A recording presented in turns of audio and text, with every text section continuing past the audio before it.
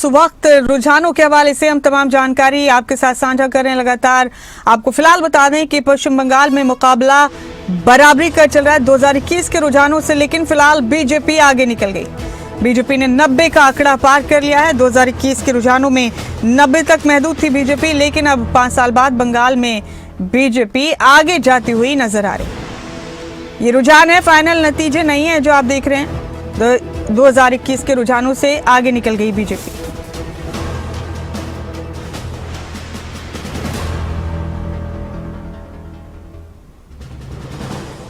पांच साल बाद बंगाल में बीजेपी आगे है। रुझानों में 90 का आंकड़ा पार नहीं किया था 2021 में बीजेपी ने,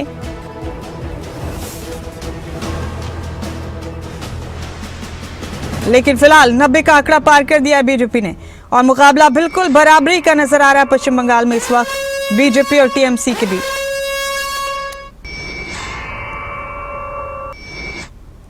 फिलहाल बीजेपी 110 सीटों पर और टीएमसी 105 सीटों पर आगे है पश्चिम बंगाल।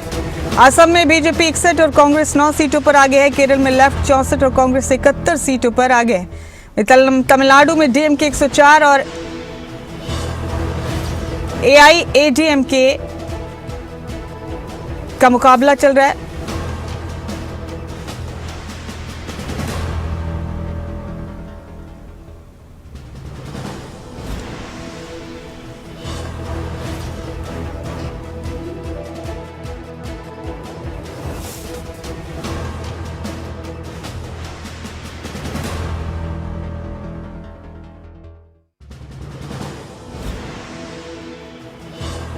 रुझान जो आप देख रहे हैं इस वक्त, रुझानों में कौन किसके मुकाबले में है ये आप देख रहे हैं। पुडुचेरी में बीजेपी 22 और कांग्रेस 6 सीटों पर आगे है। अभी पश्चिम बंगाल में बीजेपी 110 और टीएमसी 105 सीटों पर आगे। असम में भी बीजेपी आगे है। केरल में लेफ्ट 64 सीटों पर आगे है। ये बड़ी जानकारी हमने आपसे साझा की अभी रुझानों के हवाले से।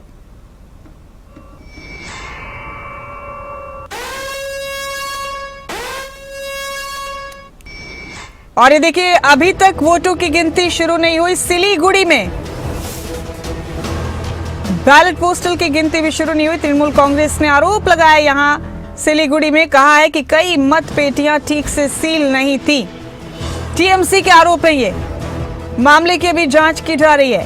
उन्होंने ये भी कहा सिलीगुड़ी और मातीगारा नक्सलबाड़ी की ये गिनती होनी, कई मतपेटियां ठीक से सील नहीं है, ऐसा आरोप है तृणमूल कांग्रेस का। और टीएमसी का भी कहना है कि मामले की अभी जांच की जा रही।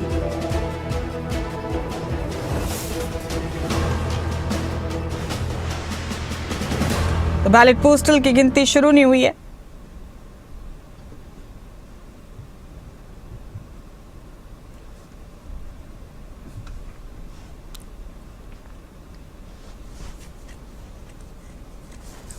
ये स्ट्रांग रूम्स जहां ईवीएम मशीनें रखी गई हैं, सुरक्षा कितनी चाक चौबंद है आप देख सकते हैं।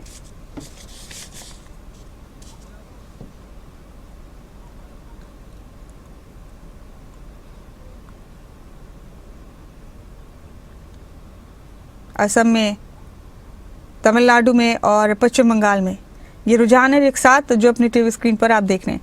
ये रुझान है, ये नतीजे नहीं है जो आप देख रहे हैं। और स्ट्रांग रूम्स की तस्वीरें भी देखिए किस कदर चाक चौबंद सुरक्षा व्यवस्था है। इस बीच पश्चिम बंगाल में टीएमसी के आरोप भी सामने आए। सिलीगुड़ी सीट पर कहना है कि कई ईवीएम मशीन ठीक से सील नहीं थी और जांच की जा रही है।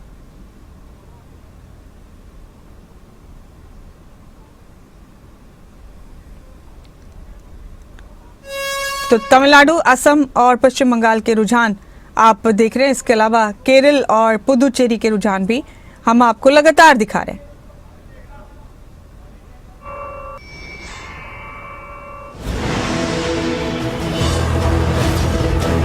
और आप बता दें कि पश्चिम बंगाल सीट पर पानिहारी से रेप पीड़िता की माताजी आगे चल रही है। आरजी कॉलेज दुष्कर्म और हत्या मामले में उन्हें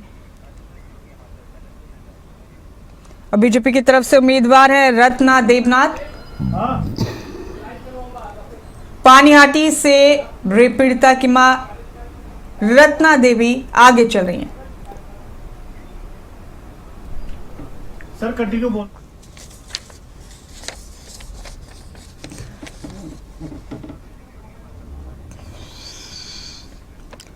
और इस वक्त मेरे साथ कई खास मेहमान जुड़ चुके हैं, एक एक करके आपका तारुफ कराते हैं। भारतीय जनता पार्टी से हमारे साथ हमारी इस खास चर्चा में शामिल होने के लिए रामराजी शर्मा जी जुड़ चुके हैं। रामराजी जी, आपका बहुत बहुत स्वागत है खबरें अभी तक पर। कांग्रेस से कृष्ण शर्मा जी हमारे साथ मौजूद है। कृष्ण शर्मा जी, आपका भी इस्तकबाल है। और बतौर पॉलिटिकल एडिटर राजेंद्र जादौन साहब भी हमारे साथ जुड़ चुके हैं। जादौन साहब, आपका भी बहुत बहुत स्वागत है। साथ ही हमारे एडिटर डॉक्टर नासिर हुसैन कुरैशी भी हमारे साथ मौजूद हैं न्यूज रूम से। डॉक्टर साहब, पहले आप ही का रुख करते। 1 घंटे के करीब वक्त हो गया है जबकि वोटों की गिनती शुरू हो गई है। पश्चिम बंगाल समेत 5 राज्यों पर पूरे देश की निगाहें हैं, लेकिन पश्चिम बंगाल पर खास तौर से सबकी नजरें हैं। यहाँ का मुकाबला सबसे दिलचस्प रहा है और सबसे ज्यादा इंतजार देश को इसी का है। डॉक्टर नासिर। बहुत ज्यादा है।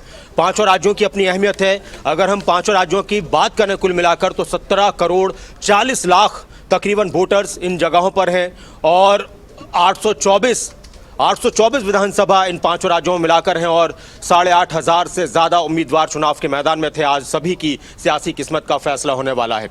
पश्चिम बंगाल में जिस तरह का माहौल रहा, इससे पहले शायद ही कभी किसी इलेक्शन में माहौल रहा हो। पश्चिम बंगाल में चुनाव के दौरान या कभी रिजल्ट के दौरान थोड़ी बहुत हिंसा की खबरें आती रही हैं, लेकिन जिस तरह से इस बार दावे किए गए, जिस तरह से इस बार बीजेपी का पूरा फोकस रहा और अपने आप में केंद्र में सरकार बनाने के बाद पश्चिम बंगाल में सरकार कैसे आए, इस पर बीजेपी की पूरी कोशिश रही है और मेहनत सभी पार्टियों ने की है। और आज का दिन बहुत ही महत्वपूर्ण है सभी पार्टियों के लिए। और जिस तरह से रुझान अभी आ रहे हैं तो कांटे की टक्कर है, कभी टीएमसी कभी ऊपर पहुंच रही है कुछ सीटों पर, कभी बीजेपी ऊपर पहुंच रही है।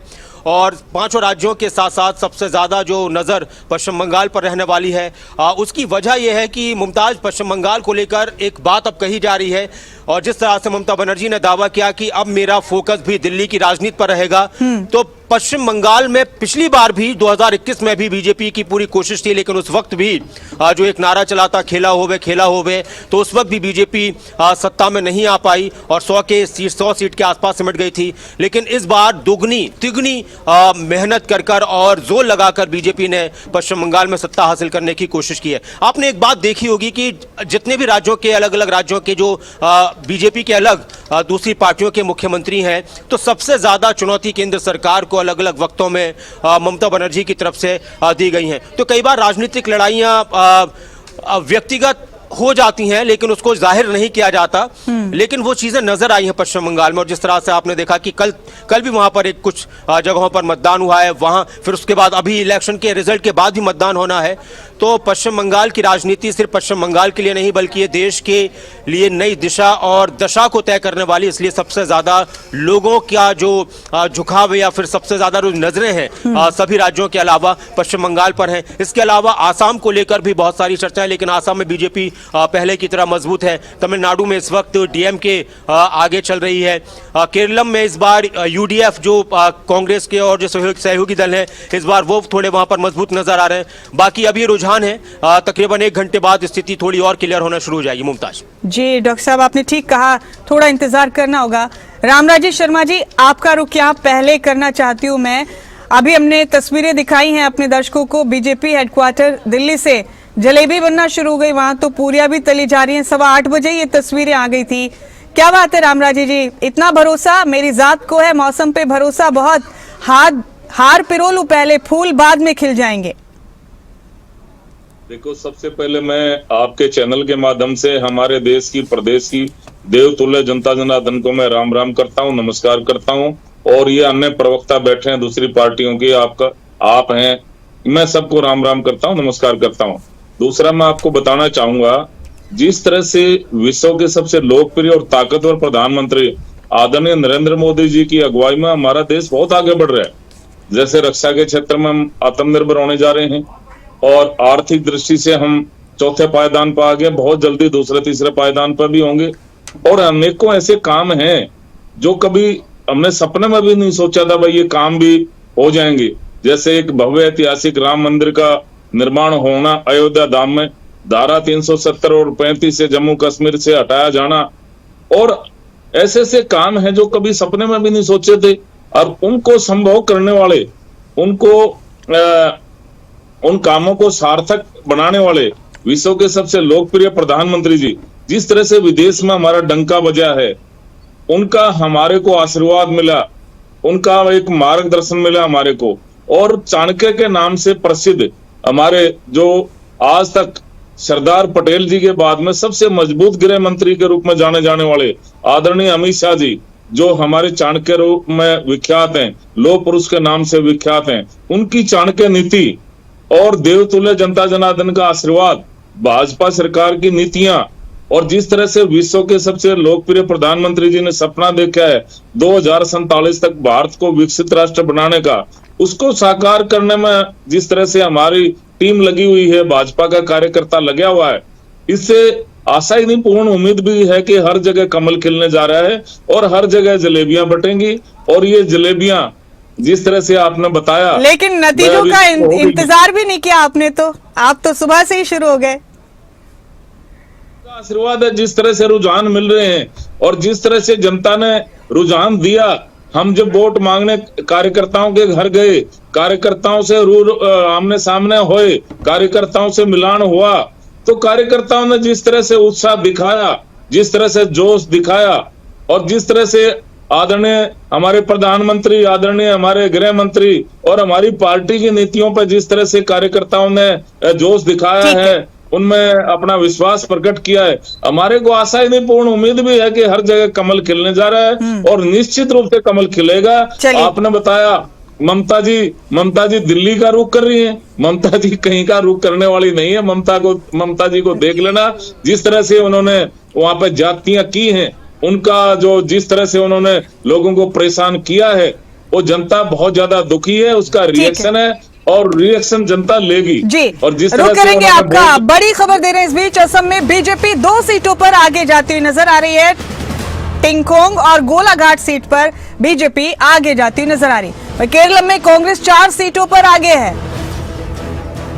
सुल्तान बतेरी, शोरनूर, त्रिसूर, पटुमानूर। तमिलनाडु में टीवीके को 2 सीटों पर बढ़त मिलती नजर आ रही है।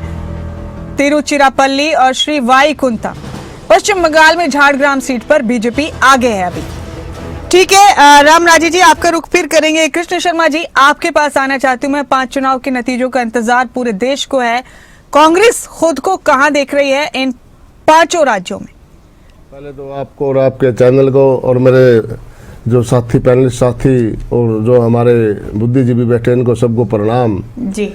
देखिए 2014 के बाद जो ये कहते हैं ना, अभी रामराज जी कह रहे थे बीजेपी की सबसे बड़ी पार्टी आदरणीय प्रधानमंत्री जी, आदरणीय चाणक्य जी, मैडम जी 2009 में जब इनके कैंडिडेटों पे 2-4 हजार वोट आती थी, उसके बाद इन्होंने जो अन्ना आंदोलन हुआ देश में 2014 में, एक झूठ का पलिंदा लेके आए संघ के लोग, और उसके बाद जो लोगों की बुद्धि को भ्रमित किया, लोगों को बरगला के इन लोगों ने जो सत्ता हथिया ली, उसके बाद उन्होंने जिस मुद्दे पे लेकर लोकपाल के लोकपाल लेके आएंगे, ना तो लोकपाल है ना लोकपाल को लेके आए, क्योंकि प्रधानमंत्री को भी इन्होंने लोकपाल के दायरे में लाने की बात कही थी, नहीं आए।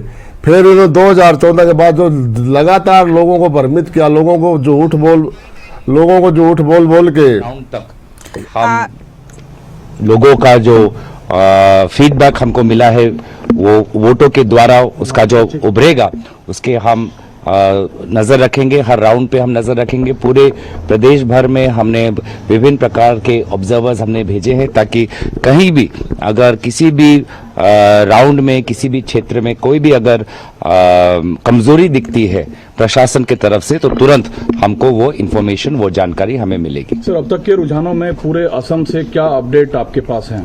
देखिए, अभी पहला राउंड ही हुआ है, इसलिए जहां तक सुबह की बात करें कि स्ट्रांग रूम से जाते काउंटिंग सेंटर तक ले जाते वक्त हमने सारे जो हमारे पार्टी के लोग हैं उनसे हमने जानकारी ली कि क्या ट्रांसपोर्टेशन में कोई कमी तो नहीं रही। हमारे मॉनिटरिंग सेंटर्स हमने हर विधानसभा में, हर जिला में, हर प्रदेश में भी, हमारे प्रदेश के सेंट्रल में भी हमने मॉनिटरिंग सेंटर्स बनाए हैं। क्या मॉनिटरिंग सेंटर्स हमारे अप एंड रनिंग हैं, क्या वहाँ पे लोग हैं, वो भी हम जानकारी ले रहे हैं। तो हमारी पार्टी की तरफ से जो तैयारी है स्ट्रांग रूम से काउंटिंग सेंटर तक और मॉनिटरिंग सेंटर के संपर्क में, वहाँ तक हमारी पार्टी की तैयारी संतोषजनक है। अगले कुछ घंटों तक सर आपका क्या फॉलोअप रहने वाला है, क्या रूटीन है? देखिए, हम तो अभी पूरे प्रदेश से भी हम जानकारी लेंगे, खुद का भी विधानसभा है, वहाँ से भी हम जानकारी लेंगे। कहीं अगर कोई कंप्लेंट आई है किसी कैंडिडेट के द्वारा या किसी विधानसभा में, तो उस पर भी हमारे केंद्र में जो बैठे हुए हमारी टीम है, जो AICC की भी टीम है, वहाँ से भी वो तुरंत इलेक्शन कमीशन के साथ संपर्क में रहे। इस प्रकार के पूरे दिन तक हमारा ये तैयारी रहेगी। कृष्ण शर्मा जी, आपसे बात हो रही थी हमारी, आपने जिक्र किया कि इन्होंने ये वादा किया या फिर वो वादा किया। अब कुछ बात तो रही होगी ना कि देश की जनता को भरोसा है, 2014 से रिपीट हो रही है भारतीय जनता पार्टी देश में, लोगों ने यकीन किया होगा।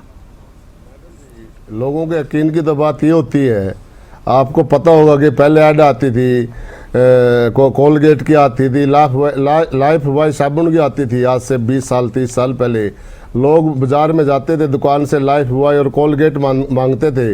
आज भी हमारे बुजुर्ग जो साथी हैं, बुजुर्ग माताएं हैं, वो कहते हैं कोलगेट दे। हालांकि उसमें कई प्रोडक्ट बाजार में आ गए हैं, लेकिन लोगों को ये पता कोलगेट। जब बार बार एक बात को दोहराया जाता है, ये चाणक्य की नीति भी है कि एक बात को 5 बार बोल दो, वो बात साबित हो जाती है।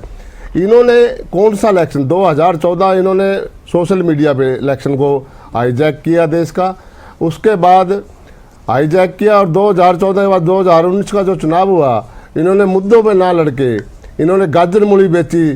कोई उस समय के तत्काल, चाहे वो पुलवामा कांड था, वो कांड हो गए, उस पर सहानुभूति लेने की कोशिश करी।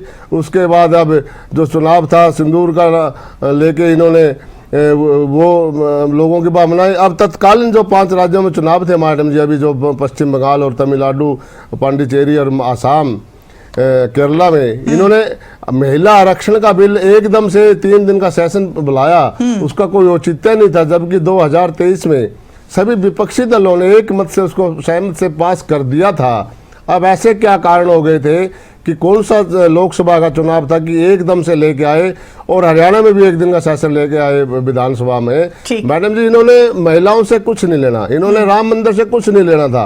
राम मंदिर अपने माननीय सुप्रीम कोर्ट ने बनवा दिया, और अब महिला आरक्षण भी वे राम मंदिर की तरह दशकों तक लटका के रखेंगे ये, और ऐसे महिलाओं के भावनाओं को अपनी तरफ करते रहेंगे। देखो देखो, हम तो देना चाहते हैं आरक्षण, ये कांग्रेस और विपक्ष नहीं देना चाहता। मैडम जी, क्या देश ऐसे चलेगा? ठीक है, क्या देश कैसे मैंने वैसे आपसे पूछा था कृष्ण शर्मा जी, इन 5 राज्यों के चुनाव में कांग्रेस खुद को कहां देखती है, मैंने आपसे ये पूछा था। आप कितने नजर आ रहे हैं इन 5 राज्यों में? मैडम जी, हम खुद को इस विपक्ष के रूम में, इस हिंदुस्तान की जनता को, इस देवतुल्य जनता को हम ये दिखाना चाहते हैं कि आप भ्रमित मत हो, हम खड़े हैं। हमारा मतलब नहीं है कि हम 100% या 60% वोट लेके खड़े हैं, लेकिन हम इस अंताताई सरकार के, इस भ्रमवादी जाल सरकार के खिलाफ हम खड़े हैं मैदान में। प्रतिशत क्या रहे ये जनता पे तय करेगी, जनता किसको क्या देगी। लेकिन मैडम जी, हम कांग्रेस विपक्ष दल है और इस देश को पैदा की, और आप आइंदा भी विपक्ष में रहने के लिए ज़हनी तौर पर तैयार हैं। नहीं मैडम जी, ये जनता का फैसला है, जनता किसको क्या कर देने चाह रही है, लेकिन जनता को भरमा के मैडम जी, देखो आपका भी इसमें फर्ज बनता है, आप स्तंभ हो लोकतंत्र का। अगर क्या देश ऐसे चला, क्या ये पाकिस्तान बनाना चाहते हैं देश को?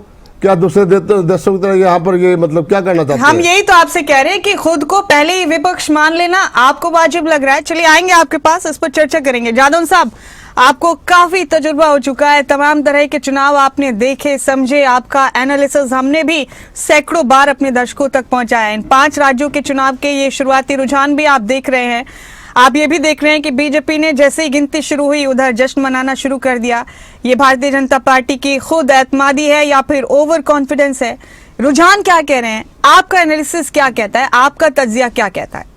देखिए, ऐसा है कि एग्जिट पोल तो आए थे, तो एग्जिट पोल ने तो पश्चिम बंगाल में भारतीय जनता पार्टी की सरकार बनवा दी, और भी ज्यादा राज्यों में जो है वो भारतीय जनता पार्टी को आगे बताते हुए जिस तरह से है। लेकिन एग्जिट पोल हमेशा भरोसे के नहीं होते।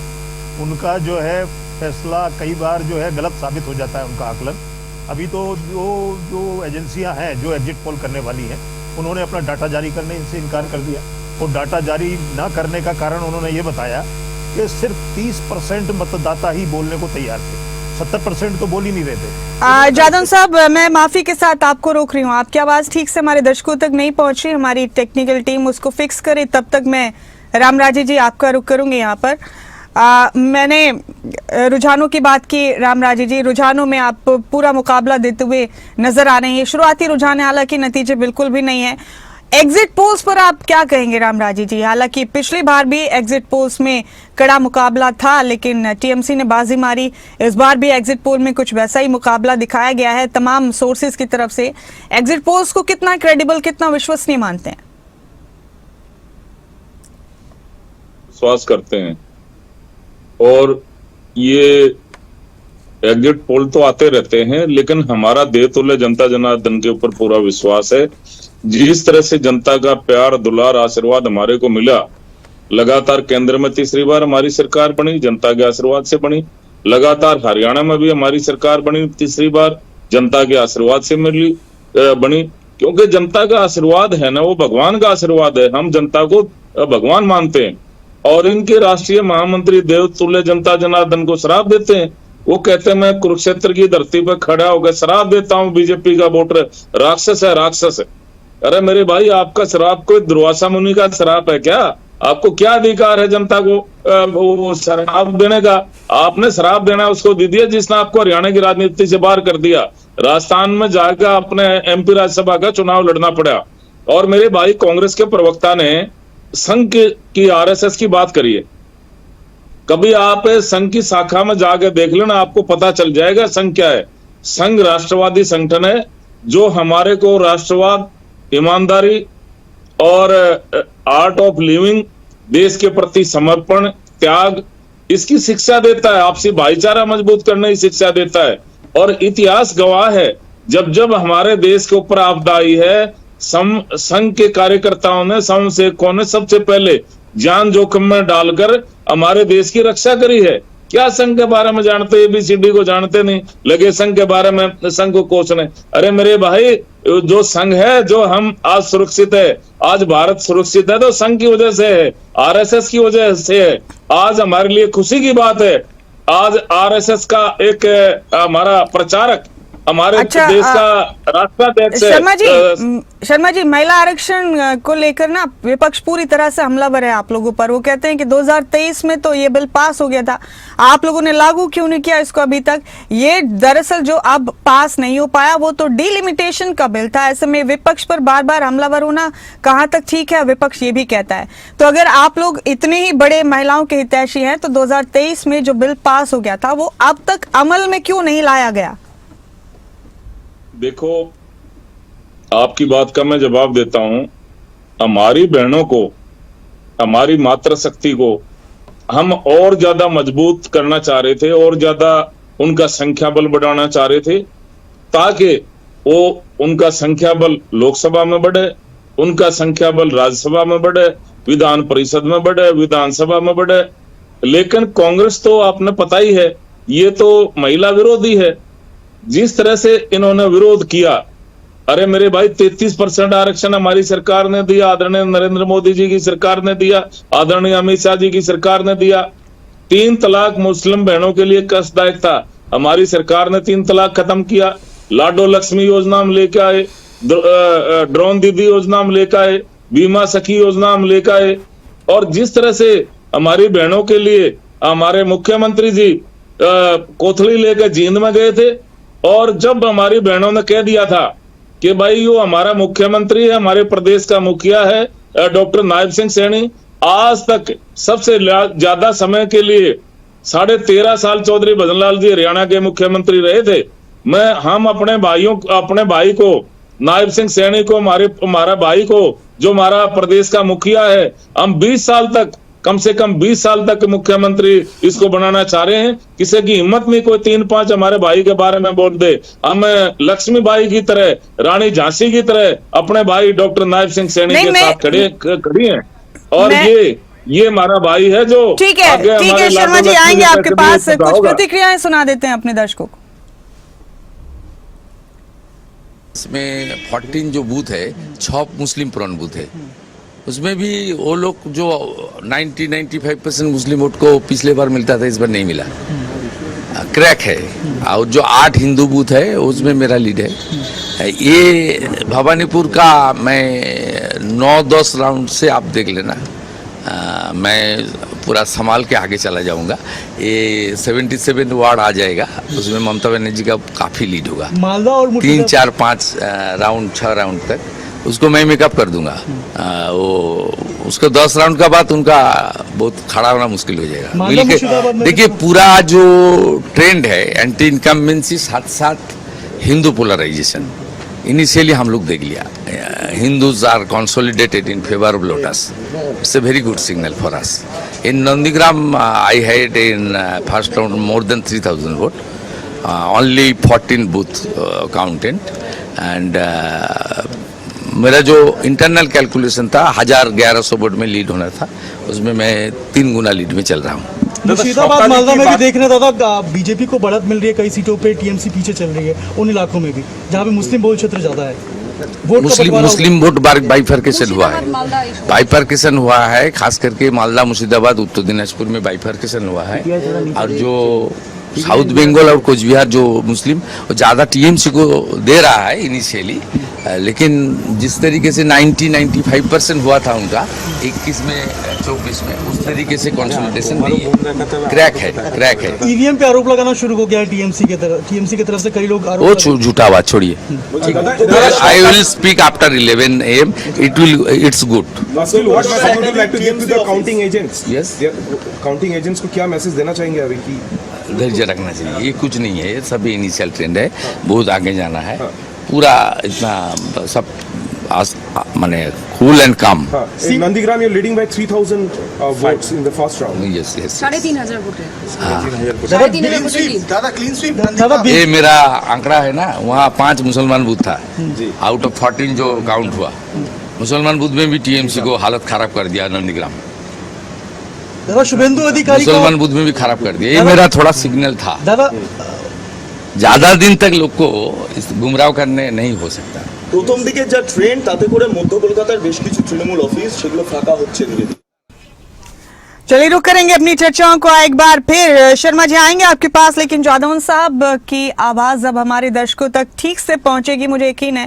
जादौन साहब, ये शुरुआती रुझान है, सबको भरोसा है कि जीत हम रहे हैं। आपको क्या लगता है, हम आपसे यही चर्चा कर रहे थे, पश्चिम बंगाल पर खास तौर से पहले बात करेंगे हम, क्या 15 साल की सत्ता का एंटी इनकम्बेंसी असर इस बार पश्चिम बंगाल में आपको नजर आ रहा है? आपका तजुर्बा क्या कहता है? नहीं, देखिए एंटी इनकम्बेंसी तो होती है, कोई सरकार जब सत्तारूढ़ होती है तो उसके कामकाज में, उसके कामकाज से तमाम आम आवाम कहीं ना कोई वर्ग, कोई ना कोई हिस्सा, कोई ना कोई मुद्दे पर जो है एक नाराजगी पैदा हो ही जाती है। तो निश्चित तौर पर, लेकिन ये है कि जो पार्टी पावर में है उसकी सरकार उसको कवर करने का भी प्रयास करती है। ममता बनर्जी ने भी तमाम प्रयास किए हैं, लेकिन इस बार जो है एक तो SIR बहुत बड़ा मुद्दा रहा। तमाम जो है बड़ी संख्या में 90 लाख से ऊपर मतदाताओं के नाम कट गए, निकल गए, वोटर लिस्ट से बाहर हो गए। अब ऐसी स्थिति में, जैसी स्थिति पहले थी मतदाता की, जिस तरह का जो है फॉलोइंग थी टीएमसी की और ममता बनर्जी जी की, उसमें कमी तो निश्चित तौर पर आई है। और मुद्दे भी कुछ इस तरह के पैदा हो गए, कुछ महिलाओं के साथ जाति के केस और उनके उत्पीड़न के केस जो हुए हैं, उन सबको देखते हुए अभी जो है मुकाबला दिखाई देता है। मुकाबले में है भारतीय जनता पार्टी। अब वो जो तैयारियां जो आपको दिखाई दे रही हैं कि रिजल्ट आने से पहले की जो तैयारियां हैं, उसमें एक तो उन्होंने इस बात का कॉन्फिडेंस है कि मुकाबले में है, कड़े मुकाबले में है। और ममता बनर्जी का जो फॉलोइंग थी उसमें कमी आई है, कई ऐसे क्षेत्रों में जहां उनकी काफ़ी सपोर्टिंग थी उसमें कमी आई है। और एग्जिट पोल भी जो जिस तरह का इशारा दे रहे हैं, एग्जिट पोल पर ही भरोसा किया जा रहा है। हालांकि एग्जिट पोल हमेशा एक्यूरेट नहीं होते, कई बार वो गलत साबित हो जाते हैं और कभी कभी सही साबित भी होते हैं। तो ये कुछ नहीं कहा जा सकता, लेकिन इनका जो है वो कॉन्फिडेंस इसी बात को लेकर है कि SIR ने उनकी फॉलोइंग कम की है और कई कुछ मुद्दे पैदा हो गए हैं और भारतीय जनता पार्टी ने कुछ मेहनत की है। जिस तरह के जो है वहां ध्रुवीकरण भी हुआ है, तो उस हिसाब से देखते हुए कॉन्फिडेंस है भारतीय जनता पार्टी को कि हम जो है पावर हासिल करेंगे, हम सरकार बनाने में हमें सफलता मिलेगी, और इसी को देखते हुए उन्होंने पहले से तैयारी शुरू कर दी है। जी, और जादव साहब, फर्स्ट फेज में वोटिंग परसेंटेज भी काफी अच्छा रहा पश्चिम बंगाल में। ये किस तरह के इशारे होते हैं आमतौर पर जब हम इस लोकतांत्रिक सिस्टम की बात करते हैं? नहीं, उसका जो परसेंटेज जो बड़ा है और बहुत एक्स्ट्रा ऑर्डिनरी रहा है, जो पहले कभी नहीं हुआ था, तो उतने बड़ी परसेंटेज पर हुआ है वोटिंग। उसके पीछे एक बड़ा कारण कुछ डेस्परेट वो भी माना जाता है कि लोगों ने जो है हड़बड़ाहट में और घबराहट में मतदान किया है बाहर से आकर, और ये माना गया है कि वहाँ SIR चल रही है, अगर इस बार हम मतदान नहीं करेंगे तो हो सकता है आगे जो है हमारा वोटर लिस्ट से नाम बाहर हो जाए। तो ये देखते हुए लोग बड़ी संख्या में डेस्परेटली आए और उन्होंने वोटिंग की है।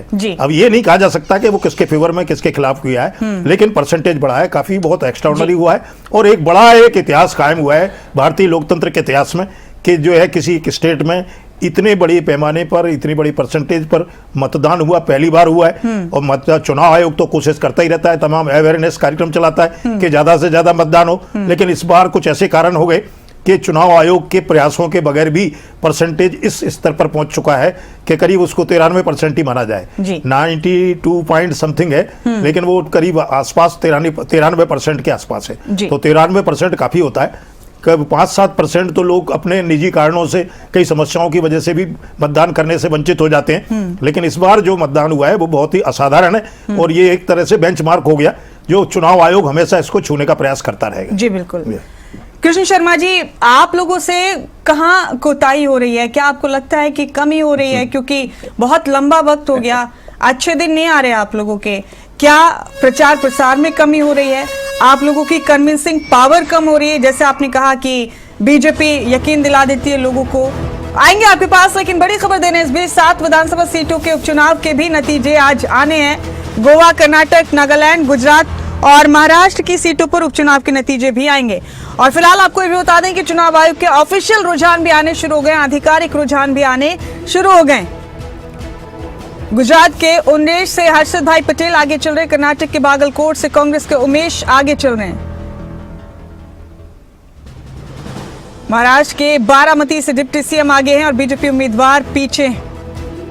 ये रुझान है। महाराष्ट्र के राहुरी से बीजेपी अध्यक्ष शिवाजी राव काडिले आगे चल रहे हैं, त्रिपुरा के धर्मनगर से बीजेपी के जहर चक्रवर्ती आगे। ये रुझान है अभी तक। और तमिलनाडु में एक्टर विजय की पार्टी टीवीके सबसे आगे है। डीएमके और एआईडीएमके को पीछे कर दिया है उन्होंने। 62 सीटों पर आगे चल रही है एक्टर विजय की पार्टी टीवीके। डीएमके और एआईडीएमके दोनों पीछे हो गई हैं। ये भी एक बड़ी तब्दीली कही जा सकती है। ये तमिलनाडु के रुझान है जो आप इस वक्त अपने टीवी स्क्रीन पर देख रहे हैं। चर्चाओं पर वापस आते हैं। कृष्ण शर्मा जी, मैं आपसे यही पूछ रही थी कि क्या कन्विंसिंग पावर कांग्रेस की कम हुई है या फिर अपनी खोई हुई जमीन तलाशने में अभी आपको और वक्त लगेगा? मैडम जी, कोई कन्विंसिंग पावर कम नहीं है, कुछ नहीं है। आप इस बात को समझिए और देश को समझाने की कोशिश करिए आप चैनल के माध्यम से। जब हिंदुस्तान को आज़ाद करने का प्रयास, आज़ाद करने का एक आंदोलन मूवमेंट चला हुआ था और देश के नौजवान 36 बरादरी के सभी धर्मों के लोग देश पर कुर्बान होने के लिए तैयार थे और राष्ट्रवाद का नारा था। और ये अभी कह रहे थे ना रामराज जी आरएसएस के आदमी, ये ऐसा संघ है, ये लोग मुखबरी में लगे हुए थे उस समय। देश को आज़ादी नहीं चाहते थे, राष्ट्रवाद का नारा था और ये राष्ट्र को बर्बाद करना चाहते थे, अंग्रेजों का देन रखना चाहते थे ताकि इनकी सामंतवादी प्रथा चलती रहे। और उसके बाद देश आज़ाद हुआ और राष्ट्र आबाद हुआ और अब ये नकली राष्ट्रवादी बन के आ गए। अब राष्ट्र आबाद है तो राष्ट्र आबाद का नारे की क्या आवश्यकता है? राष्ट्र तो आबाद ही है। कांग्रेस के द्वारा देश ने जो आंदोलन में साथ दिया उससे आबाद हो गया और राष्ट्र आज बिल्कुल सही दिशा में थे। लोकतंत्र सुरक्षित था। चुनाव आयोग से प्रत्येक वोटर ये अपने आप को ये समझता था कि मैं अपना वोट दूंगा, किसी भी पार्टी का उस पर दबाव नहीं होगा। लेकिन आज चुनाव आयोग क्लर्क बन के, भाजपा के पिछलंगू बन के, इसमें पश्चिम बंगाल में क्या किया, प्रत्येक वोटर के पीछे एक सीआरपीएफ खड़ी कर दी कैसे उनको मारा धमकाया जा रहा था, कैसे उन गरीब लोगों को मतलब नीचे गिर गिर के पीटा जा रहा था, वहां पे आतंक का माहौल बढ़ाया। और आतंक का, और आसाम में क्या था, आसाम के मुख्यमंत्री की एक सड़क छाप उसकी आवाज है, एक उसकी जो भाषा शैली है, क्या बोलता है वो, ऐसी आवाज एक मेंबर पंचायत नहीं बोल सकता जिस तरह से एक मुख्यमंत्री आसाम का बोल रहा है। ये धमका रहे थे वोटरों को, और वोटरों को धमका के ये कहना चाहते थे कि हम यहीं पे हैं, हमारा केंद्र में शासन है, हम आपको देख लेंगे। ये वोट चोरी का, मैडम जी, वोट चोरी ये नहीं है कि यहाँ से वोट उठाई यहाँ दे दी, नहीं। वोट चोरी का मतलब यही होता है धमकाना, किसी भी कारण एन केन प्राकेरण, किसी भी प्रकार से वोटरों को धमकाया जा सके, वोटरों को प्रलोभ दिया जा सके, और जहाँ इनके खिलाफ अगर प्रजा बनाई देती है उनको खरीद लेते हैं। अभी क्या हुआ, आपके 7 इन्होंने राज्यसभा के खरीद लिया, और इनके दो MLA पंजाब में, और वहां से 7 राज्यसभा के सदस्य। क्या है ये देश में? मणिपुर इन्होंने धोखा किया, गोवा में धोखा किया, हिमाचल में किया, आपके मैं चंडीगढ़ में बैठा हूँ, यहाँ क्या था मेयर के चुनाव में, कैसे वो जो प्रेजेंटिंग अधिकारी था, रिटर्निंग अधिकारी, कैसे देख देख के कैमरे की तरफ कैसे वो वोट कैंसिल कर रहा था। ये बिल्कुल अलोकतांत्रिक लोग हैं, इनके हाथों में देश सुरक्षित नहीं है, ये तानाशाह बनना चाहते हैं। लेकिन हिंदुस्तान की जनता जब इस बात को समझ लेगी वो सड़कों पे आ जाएगी। इनको दिल्ली छोड़ के भागना पड़ेगा मैडम जी, मैं कहता हूं इनको जाग भी नहीं मिलेगा। इस तरह से देश की जनता आक्रोशित हो जाएगी, क्योंकि शक्ति का दुरुपयोग जो होता है, शक्ति मीन्स वोटों को धमकाना, किसी की ईडी CBI, किसी भी एजेंसी को पीछे लगाना, भय का वातावरण करना, क्या ये लोकतंत्र का एक इशारा है? नहीं, अलोकतांत्रिक है ये लोग तानाशाह की तरफ जा रहे हैं, इसको रोकना होगा, ये आप सबकी जिम्मेवारी है। और कांग्रेस इसमें, चाहे कांग्रेस का एक कार्यकर्ता के साथ कुछ भी घटित हो जाए, वो इसके डट के विरोध करेगा। और हमारे राहुल गांधी जी खुले शब्दों में इनका विरोध करते हैं मैडम जी। उस पे इन्होंने क्या किया, उसके लोकसभा वक्त हो गया, सदस्य आप खत्म क्यों करिए। नहीं, अगर आपको ऐसा लगता है कि ये सच्चाई है जो आप कह रहे हैं, तो आप ये क्यों नहीं समझा पाते हैं देश के अवाम को? मैं यही तो आपसे कह रही हूँ कि आपकी कन्विंसिंग पावर कम हो गई क्या? कितना और वक्त लेंगे आप लोग? आपने पता है एक बार गिद्दड़ नंबरदार बना दिया जंगल का, और कुछ दिन पीछे उसका शिकारी कुत्ते उसके पीछे पड़ गए, और वो गिद्दड़ उन शिकारी कुत्तों से डर के बिल में पड़ गया। गिद्दड़ी बोली, अरे गिद्दड़ वो दिखा दे सर्टिफिकेट जो आप नंबरदार थे। बोले किस तरह दिखा दूं, ये तो अनपढ़ है, ये तो राष्ट्र विरोधी लोग हैं, इनको क्या दिखाए, इन्होंने क्या पता लोकतंत्र क्या होता है, कैसे ये किसी को भी तोड़ दे, किसी अधिकारी को दबा के रखते, सबकी नहीं तो देश की जनता को तो आप ये नहीं समझा पा रहे। मैं ये मैडम जी, ये ऐसे सर्टिफिकेट देते हैं लोगों को, ऐसे झूठ के सर्टिफिकेट देते हैं लोगों को। और चैनल, राष्ट्रवादी जो चैनल है, अपने आप को राष्ट्रीय न्यूज बोलते हैं, ये तो आप लोग अपने, हमारे चैनल है जो क्षेत्रीय या राष्ट्रीय लेवल के, वो आप लोग हमारी खबरें प्राथमिकता दिखाते हैं। नहीं, राष्ट्रीय चैनलों में क्या चलता है, गंद परोसा जाता है, राष्ट्र विरोधी, कांग्रेस विरोधी, आम लोगों के विरोधी। ये देखिए देश में जो हो रहा है मैडम जी, ये है लोकतांत्रिक है। ये राम राज तो इसने तो मुख्यमंत्री के गीत गाने, प्रधानमंत्री के देवतुल्य जनता, हमारे आदरणीय प्रधानमंत्री। अरे 2009 में आपके कहाँ चले गए थे? हरियाणा में 2-2 हजार वोट आती थी इनके कैंडिडेटों की, MLA की, कहाँ थे? कहाँ थी इनकी इतनी बड़ी पार्टी, कहाँ थी? ये उतार चढ़ाव तो आते रहते हैं। ये जो इनकी कंडीशन 15 साल पहले थी वो कई जगह पर अब आप लोगों की हो गई। की दीवार है ये ढह जाएगी, ऐसी ढहेगी जैसे कई विश्व में कई देशों का राष्ट्राध्यक्ष ही बदल गई, वहाँ की जनता के विचार ही बदल गए, ऐसे हिंदुस्तान में होने जा रहा है। ठीक है जी, रामराजी जी कुछ कहना चाहते थे आप यहाँ? देखो शर्मा जी ने बड़ी सच्चाई सबके सामने कह दिया भाई हम गिद्दड़ हैं और गिद्दड़ी हमारे साथ में थी। गांव से ही हम जा रहे थे, भाई कुत्ते पास चला गए, बोला परमिट दिखा दे, परमिट बता रहे हैं ये गिद्दड़ है, गिद्दड़ तो है, इन सब ने पता है इनका, गिद्दड़ प्रदेश की देश की जनता जानती है। बोलना तो आता नहीं। प्रधानमंत्री दूसरा मैं बताना चाहूंगा आपको, मुख्यमंत्री का गाय का प्रस्ताव, गिद्दड़ को आपने कह दिया, आप गिद्दड़ हो तो सबने पता है गिद्दड़ हो, वो तो देश की जनता ने भी पता है। कृष्ण शर्मा जी बोलने दीजिए उनको, कृष्ण शर्मा जी बोलने दीजिए, हर जगह घोटाला है, बोलने दीजिए कृष्ण शर्मा जी। आपने बोला अभी, आपने काफी देर बोला। घोटाला में तो ये जीत कैसे गंगोत्री है, कांग्रेस पार्टी घोटाला की तो गंगोत्री है, गंगोत्री। अरे सुन तो ले मेरे भाई, सुनने की हिम्मत तो रखे। अभी बौखला गया आप, अभी बौखला गया, बौखलाट में उल्टी बातें करते हो, उल्टी सीधी बातें करते हो। अरे सुन तो जा मेरे भाई, सुनने की हिम्मत तो रख ले। ऐसा है, मैं आपको बताना चाहूंगा, इन्होंने बात करी शुरुआती तौर पे, इन्होंने संघ की जो आलोचना करनी थी करी। मैं मेरे भाई को बताना चाहूंगा, आप एक बार मेरे कहने से आरएसएस की शाखा में जाइए, इस पे बात नहीं करेंगे रामराजी जी, अब इस पे बात नहीं करेंगे आप। उन्होंने आरोप लगाया, आपने अपनी बात रखी। हमारे को राष्ट्रवाद, त्याग, देश के प्रति समर्पण, देशभक्ति, राष्ट्रभक्ति, इसका अच्छे संस्कार देता है, हमारे को पाठ पढ़ाता है। हम यहाँ पर किसी की भी प्रमोशन के लिए बात नहीं करने बैठे हैं। ये कहाँ का राष्ट्रवाद? नहीं ठीक है, कृष्ण शर्मा जी सुन लीजिए, उनकी बात सुन लीजिए। भाई क्यों कोस रहा है? तेरे कोसने से कुछ नहीं होता। चलिए ठीक है, सर्टिफिकेट लेने की जरूरत नहीं है संघ ने। आज हमारे लिए गौरव की बात है, हम नतीजों में बात करेंगे फिर से। प्रधानमंत्री संघ ही हमारे लिए गौरव की बात है। हम किसी प्रमोशन के लिए यहाँ पर नहीं है। गौरव की बात है, रामराजी जी, मुख्यमंत्री संघ ही हमारे लिए मुद्दे की बात पे आते हैं। रामराजी जी मुद्दे की बात पे आते हैं, हम संघ की बात यहाँ नहीं करेंगे अभी। जी जी, अगर हमारे देश का प्रधानमंत्री सरदार पटेल होता तो पीओके आज भारत का हिस्सा होता। सुन बात पंडित जी महाराज, थाली में परोस के पीओके को थाली में परोस के पाकिस्तान को दे दिया। अरे शर्म आनी चाहिए, आप राष्ट्रवाद की बात करते हो, आपको शर्म आनी चाहिए। 50-55 साल कांग्रेस पार्टी को हमारे देश की जनता ने ढोया, अडवाणी को बढ़ाइए। आज कांग्रेस पार्टी को हमारे देश की जनता ने नकार दिया। यानी आप ये कह रहे हैं, देखिए राजनीति में उतार चढ़ाव हिस्सा है, अनिश्चितता हमेशा बनी रहती है राजनीति में। कुछ नहीं पता कब किसकी सत्ता आ जाए, कौन फिर अगले कुछ सालों के लिए लगातार तरसता रह जाए सत्ता के लिए। इसमें बड़ी अनिश्चितताएं होती हैं। जादव साहब, हम असम की भी बात करते हैं अभी, तमिलनाडु की भी बात करते हैं अभी, पुदुचेरी की भी बात कर रहे हैं, केरलम की भी बात कर रहे हैं, पश्चिम बंगाल पर तो पूरे देश की निगाहें हैं ही, लेकिन बाकी के इन 4 राज्यों में आपको क्या लगता है, क्या रिपीट होने के आसार हैं सरकार के, या फिर जिन जिन मुद्दों ने यहाँ पर एक्टिव तौर पर अपना रोल निभाया वो कितने कारगर साबित हुए? सबसे पहले असम की बात कर लेते हैं।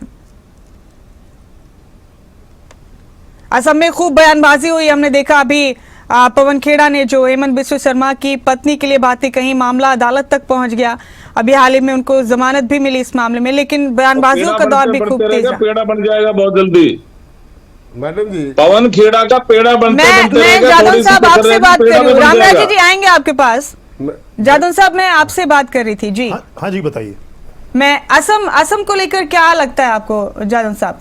नहीं, असम में क्या है कि बॉर्डर स्टेट है और भारतीय जनता पार्टी का वहाँ थोड़ा अभी जो है हेमंता बिस्व शर्मा जो है कांग्रेस छोड़कर भाजपा में आए थे, तो उन्होंने जिस तरह की राजनीति वहाँ स्थापित की है उससे लग रहा है कि वो फिर रिपीट कर रही है सरकार वहाँ, और वहाँ तो ये माना ही जा रहा था कि वो भारतीय जनता पार्टी वापसी करेगी।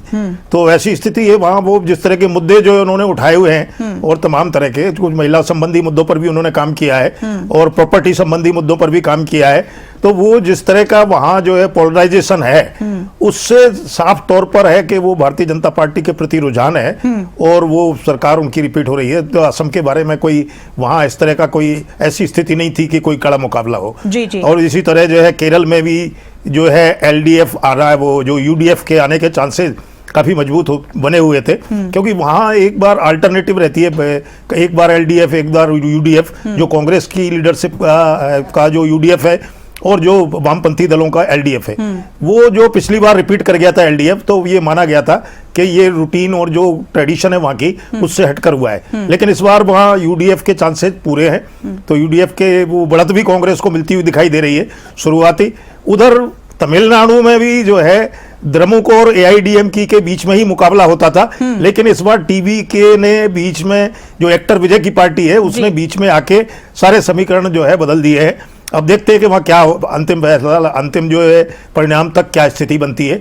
क्या और टीवीके ने अच्छी खासी बढ़त ली हुई है, हाँ बढ़त ली हुई है, तो लग रहा है कि वो कुछ सारे समीकरण बदलने की स्थिति में दिखाई देती है। तो ये क्या होता है, बाकी पश्चिम बंगाल पर सबकी नजर है, क्योंकि जो है ममता बनर्जी जिस तरह से केंद्र सरकार के अपोजिट खड़ी होती थी तो उससे लगता था कि विपक्ष की एक बड़ी आवाज ये है। तो वहां जिस तरह से भारतीय जनता पार्टी ने कुछ ज्यादा एक्सरसाइज भी की है, वहां हिंदू वोटर को अपनी तरफ आकर्षित करने का प्रयास भी किया है और महिला वोटर को भी किया है।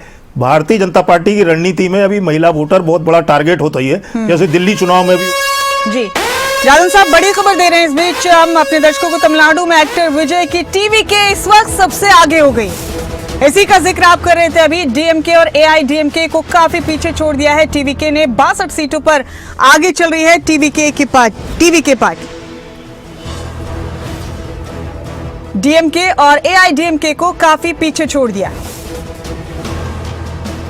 एक्टर विजय की पार्टी टीवीके सबसे आगे है इस वक्त तमिलनाडु में। तो ये बड़ी खबर है, बड़ी जानकारी आपके टीवी स्क्रीन पर। रुझान भी आप लगातार देख रहे हैं। तमिलनाडु, पश्चिम बंगाल, केरल, असम, पुदुचेरी, सभी 5 राज्यों के रुझान भी आप तक लगातार आ रहे हैं और इस बीच तमाम तरह के अपडेट भी आप तक लगातार हम पहुंचा रहे हैं।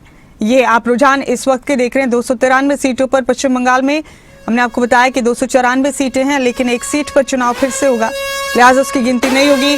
और एक और बड़ी जानकारी मिल रही है इस वक्त की, एक और बड़ा अपडेट है आपके टीवी स्क्रीन पर। बंगाल में बीजेपी को बढ़त मिलती हुई नजर आ रही। रुझानों में बहुमत के करीब पहुंच गई है भारतीय जनता पार्टी।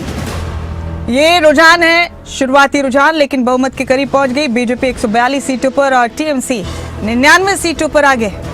और भवानीपुर सीट पर ममता बनर्जी और शुभेंदु अधिकारी के बीच कांटे की टक्कर है इस वक्त। ममता की पार्टी टीएमसी रुझानों में पीछे है पश्चिम बंगाल में और बहुमत के करीब है भारतीय जनता पार्टी। वापस रुख करेंगे अपनी चर्चाओं का। जाधव साहब अपनी बात आप मुकम्मल करें। बंगाल की बात हो रही थी, लेकिन रुझानों में भी बहुमत के करीब पहुंच गई है बीजेपी अब तो। और पर मुकाबला काफी जो है सब कड़ा हो गया था और जो एसआईआर हुई उसने बहुत कुछ जो है ममता बनर्जी की पार्टी को झटका दिया है। उनके काफ़ी जो है जो उनके समर्थक जो वोटर थे वो बाहर हो गए वोटर लिस्ट से, तो उसका बड़ा फर्क पड़ा है। हालांकि उसमें ये भी है कि मुस्लिम हिंदू की बात जहाँ चलती है, हिंदू समुदाय जो बांग्लादेश से मतुआ और दूसरी जो कम्युनिटीज जो आई हुई थी, जो मतदाता आए हुए थे, उनके नाम ज़्यादा बाहर हुए। वो करीब 65% बाहर हो गए और 24% मुस्लिम बाहर हुए हैं। तो इस तरह से जो है उनका जो फॉलोइंग थी भारतीय वो ममता बनर्जी की, उसमें काफ़ी कमी आई। कुछ एंटी इनकम्बेंसी का भी असर था। कुछ उन्होंने भारतीय जनता पार्टी ने मेहनत भी की, काफ़ी वो निचले स्तर पर जाकर बूथ लेवल तक मैनेजमेंट किया, उसको अपनी माइक्रो इकाई बना के उन्होंने जो है टारगेट किया। तो इस तरह से घर घर जाके मतदाता को प्रभावित किया, तो उसका प्रभाव है। इसलिए उनको वो कॉन्फिडेंट भी थे कि हम सरकार बनाएंगे और इसीलिए उस तरह से दिल्ली में जो तैयारियां दिखाई दे रही हैं वो इस तरह की तैयारियां हैं। 2014 में भी यही हुआ था कि रिजल्ट आने से पहले वो जो है मोदी सरकार के बहुमत में आने से पहले वो वहाँ लड्डू बनने शुरू हो गए थे भारतीय जनता पार्टी के जो दिल्ली स्थित केंद्रीय कार्यालय में। तो ऐसा ही इस बार भी होता दिखाई दे रहा है। तो ये भी काफी जो है बहुत महत्वपूर्ण चुनाव हो गया था पश्चिम बंगाल का। पूरे देश की नजर उस पर लगी हुई थी और क्योंकि विपक्ष का एक मजबूत गढ़ माना जाता था कि टीएमसी और पश्चिम बंगाल की सरकार जो है काफी मजबूती के साथ केंद्र सरकार के अपोजिट खड़ी होती है। तो अब ये है कि काफी जो है एक नेशनल इंपोर्टेंस का वो जो इलेक्शन हो गया था। ये एक महज वो एक राज्य का चुनाव नहीं था, वो एक राष्ट्रीय परिदृश्य में और राष्ट्रीय राजनीति को और प्रभावित करने वाला चुनाव था। तो भारतीय जनता पार्टी उसमें रुझानों में तो सफलता लेती हुई दिखाई दे रही है। अब देखते हैं कि ये फर्स्ट फेज का है या सेकंड फेज का है, किसका है, क्योंकि जो दक्षिण बंगाल है वहां ममता बनर्जी का प्रभाव क्षेत्र ठीक है, वहां काफी जो है उनके फेवर का वो है। तो देखते हैं कि मतपेटियां किस क्षेत्र की खुली हैं अभी ये जो ईवीएम है किस क्षेत्र की ईवीएम की काउंटिंग हुई है। तो ये देखते हैं कि आगे फिर क्या है, लेकिन लगता है कि भारतीय जनता पार्टी लीड करेगी और सरकार बनाने की स्थिति में आ सकती है। जी रामराजी जी, अमित शाह कहते नजर आए थे पश्चिम बंगाल में प्रचार के दौरान कि अगर हमारी सरकार आ जाएगी पश्चिम बंगाल में तो हम घुसपैठियों को रोक देंगे मुकम्मल तरीके से। अभी तक कितने वक्त आपको केंद्र में भी हो गया है, यानी कि आपका केंद्र में होना काफी नहीं था दरअंदाजी को, घुसपैठ को रोकने के लिए। वो तभी रुकेगी जब आप राज्य में भी आएंगे। देखो, मैं आपको बताना चाह रहा हूं, ये एसआईआर जो शुरू किया है, एसआईआर का मतलब है घुसपैठियों को हमारे देश से बाहर करना। और कांग्रेस पार्टी ने घुसपैठियों को हमारे देश में बसाया था और हमारी पार्टी ने उनको बाहर किया। इनके टाइम में तो ये पकड़ पकड़ के ला रहे थे बांग्लादेशियों को, पाकिस्तानियों को, घुसपैठियों को ला के एनसीआर में, देश के अन्य राज्यों में, चाहे वो रोहिंग्या मुसलमान हो या अन्य घुसपैठियों, उनको ला के इनके टाइम में बसाया जा रहा था। और अब भागम भाग लग रही है। अब आप बॉर्डर पे देखना, उस टाइम में बॉर्डर पे वापस बांग्लादेश भाग भाग के जा रहे हैं। तो ये तो मेन एजेंडा था इनका, अल्पसंख्यक को बहुसंख्यक बनाना, बहुसंख्यक को अल्पसंख्यक बनाना, भारत को मुस्लिम राष्ट्र बनाना, ये था कांग्रेस का मेन एजेंडा। और दूसरा मैं आपको बताना चाहूंगा, ये विश्व के सबसे लोकप्रिय और ताकतवर प्रधानमंत्री आदरणीय नरेंद्र मोदी पर जी की रामराजी नीतियों जी की ये बातें तो एनआरसी के वक्त में आप लोग भी किया करते थे कि जो हमारे पड़ोसी देशों के अल्पसंख्यक हैं उनको हम अपने यहाँ पर शरण देंगे। वो क्या घुसपैठ का एक और तरीका नहीं था? क्या जी दोबारा? ये बातें तो आप भी किया करते थे कि हमारे पड़ोसी देशों के जो अल्पसंख्यक समुदाय के लोग हैं, अगर वो वहां परेशान हैं तो उन्हें हम अपने यहाँ शरण देंगे, हम यहाँ बसाएंगे, ये तो आप भी कहा करते थे। देखो ऐसा है ना, आप हिसाब लगाइए, हमारा देश आजाद हुआ, पाकिस्तान में हिंदुओं की संख्या कितना परसेंट था, अब कितना रह गया? बांग्लादेश बना, बांग्लादेश में हिंदुओं की संख्या कितनी थी, अब कितना परसेंट रह गया? हमारे देश में जो मुसलमान हैं उस टाइम में कितना परसेंट था, अब कितना परसेंट हो गया? आप इसी से अंदाजा लगाइए, आपके प्रश्न का उत्तर इसी में मिल जाएगा। नहीं, ये तो हमारे देश की खूबसूरती है ना कि हम दुनिया के सबसे बड़े धर्मनिरपेक्ष देश हैं। मेरा कहने का मतलब ये है कि अगर आप बाकी लोगों पर ये इल्जाम लगा रहे हैं कि बाकी जगह से उन्होंने लोगों को आने दिया, आप भी तो ये बात कहते थे कि दूसरे देशों के अल्पसंख्यक लोगों को आप यहाँ लेकर आएंगे, यहाँ बसाएंगे। बिल्कुल। और कांग्रेस ने जिस तरह से इमरजेंसी में हमारे हिंदू भाइयों का तो पकड़ पकड़ के नसबंदी कर दिया और दूसरे मुसलमान भाइयों को छेड़ा नहीं, इसका मतलब यही है कि ये भारत को मुस्लिम राष्ट्र बनाना चाह रहे थे। में सब आए थे रामराजी जी, उस जद में सब आए थे, उसकी जद में सब आए थे। जनता ने इनको नकार दिया। ये तो मेरे सवाल का जवाब नहीं। लोग देश की जनता ने इनको नकार दिया। नहीं, उसकी जद में सब आए थे। वो कोई धर्म आधारित फैसला नहीं था, वो कोई धर्म पर आधारित फैसला नहीं था। नसबंदी के जद में सारे समुदायों के लोग आए थे। ये एक जाति थी उस वक्त जो कांग्रेस की तरफ से की गई थी और उसका खामियाजा कांग्रेस ने भुगता था। इंदिरा गांधी को घर में बिठाया गया था उस टाइम देश की जनता की तरफ से। लेकिन मैं आपसे ये कह रही हूँ कि अगर आप दूसरे देशों के अल्पसंख्यकों को अपने देश में बसाने की बात करें तो वो ठीक है, बाकी लोग वही करें तो वो घुसपैठियों को शरण दे दी उन्होंने गलत किया। इन्होंने सबका नहीं किया था, सिर्फ हिंदुओं का पकड़ पकड़ के नसबंदी किया था। चलिए कृष्ण जी आप बताइए, कृष्ण शर्मा जी आप बोलिए। क्या बोल रहे हैं मैडम जी? इनको बोलने की अकल नहीं है। नसबंदी अरे अकल आप सिखाओगे क्या? अरे तो बात करते हैं, मेरे ख्याल है भाषा की मर्यादा बना के रखिए आप सब लोग। आप सिखाओगे क्या? आप दोनों महदूद रहे भाषा का चुनाव करते वक्त। इसलिए तो जनता ने आपको नकार दिया, जनता द्वारा। बात सुनिए तो फिर ये बात नहीं बताएंगे क्या? ये नसबंदी, ये बात है करने की राष्ट्रीय चैनल पे। इमरजेंसी में किया नहीं, ये बात तो है कृष्ण शर्मा जी करने की, क्योंकि ये एक ऐसा दौर था, ये भी एक काला दौर था देश का, जब देश ने देखा अलायंस का मुख्यमंत्री, और मैंने बताया कि उसका खामियाजा भुगता कांग्रेस ने। ऐसा नहीं कि नहीं भुगता। नीतीश जी क्या कह रहे हैं विधानसभा में? क्या नसबंदी के उपाय बताए उसने? ये उपाय बताने का तरीका नहीं, वो छोड़िए, वो अलग बात है। वो छोड़िए, वो अलग बात है। आप ये बताइए शर्मा जी, क्या आप लोगों ने खास समुदाय के लोगों के खिलाफ ये मुहिम चलाई थी क्या? मैडम जी, कोई भी मुद्दा, कोई भी पॉलिसी हो, एक भारत सरकार लेके आई, उसके परिणाम अच्छे या दुष्परिणाम होते हैं, उसका बाद में पता चलता है। तो बाद में उसका परिणाम आया, उसका कांग्रेस ने भुगतान किया। अगर भाजपा कोई गलत अच्छी नीति लेकर आएगी, उसको अच्छा रिजल्ट मिलेगा, बुरा लेकर आएगी तो बुरा रिजल्ट मिलता है। तो हम इसको कैसे कह सकते हैं कि अच्छा था कि बुरा था? लेकिन उस समय आज नसबंदी हर व्यक्ति चाहता है कि उसका एक ही लड़का हो या लड़की हो, एक हो या दो, तो ये अपने आप ही करवाने लगे।